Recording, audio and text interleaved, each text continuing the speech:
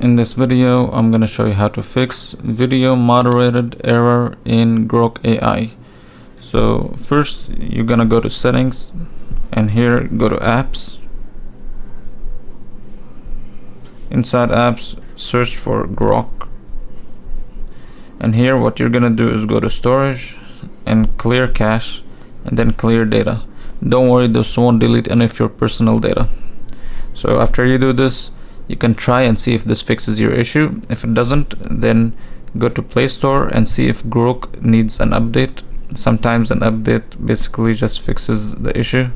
If it does, just update it and see if this fixes the issue. Now if this still doesn't fix it, then just try to basically delete the whole app. Sorry, not this one, so delete the whole app and reinstall it and see if this fixes the issue.